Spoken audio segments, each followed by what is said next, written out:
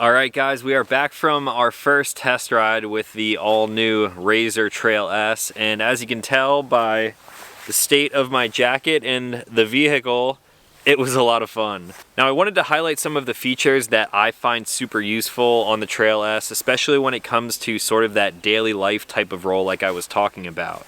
Starting with just the basic features of the Trail S, the seat materials with the bolsters and their sort of like leather type of feel to them. Not only are they super comfortable and keep you planted, but they are great when it comes to getting wet. As you saw, we were sort of flooding this thing out. And I remember in the older RZR, it was sort of a suede, like nylon type of material, and I much prefer these seats. Again, not only are they more comfortable and keeping you planted, but when you get water on them, it's not soaking up the water. Everything sort of runs off of it, and we were pretty comfortable the entire time. Speaking of the water, another thing that I really like on this newer RZR are the drain plugs in the floor. The older model that I keep referring to just had little drain holes that were permanent fixtures in the vehicle. They were pretty small, about the size of maybe like a nickel or a quarter, and when you would get dirt in there, they would sort of clog up and you would have to clear them out to get the vehicle to drain. These, on the other hand, are really nice, almost like bathtub stoppers or sink drain stoppers. When we both had a lot of water in the footboards there, we simply reached down and unscrewed the little caps. All the water would drain out in a few seconds because the hole is much bigger than they previously were, and then we would tighten the caps up and head off on our way.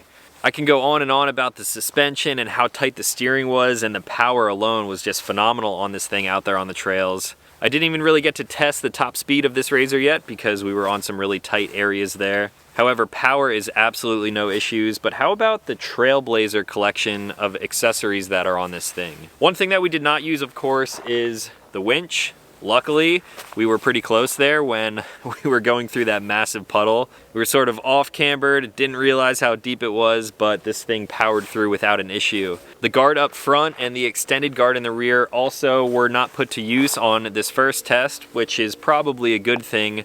The rock guards, however, definitely were put to the test. There were a few clunks along the trail there where you heard me go, oof.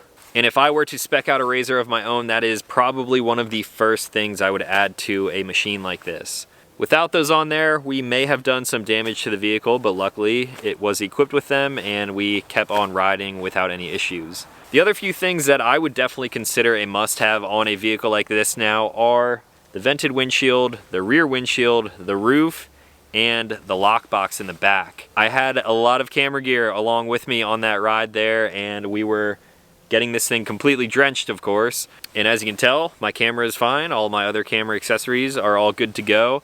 So that thing is dust tight and water sealed, which is a must in my case. And then also, if we did not have the front windscreen or the aluminum roof on there, we would have been even more wet than we currently are. When it comes to the rear screen there, what that really helps with is dust that is kicking up on some dirt trails. If you're just rocking a windshield and you don't have that back piece in place, then you'll sort of create this wind vortex and it will just suck dust right inside. If you don't mind getting dirty, it's not a big deal, but as I'm traveling around with camera gear and stuff like that, that would be another necessity for my type of adventure vehicle. And then sort of the icing on the cake would be the mirrors. It's just something that comes super naturally from driving any vehicle. What's great about them is you can push them out of the way just like that, and then you can squeeze through tight areas. Of course, this has the extended fenders on it. Without those, again, we would be more muddy and wet than we already are. So that is another thing that I would add. If I was going to continue riding here in Pennsylvania, I think I would set up a RZR exactly as you see this one here. The Trail S has been perfect today for all types of riding conditions.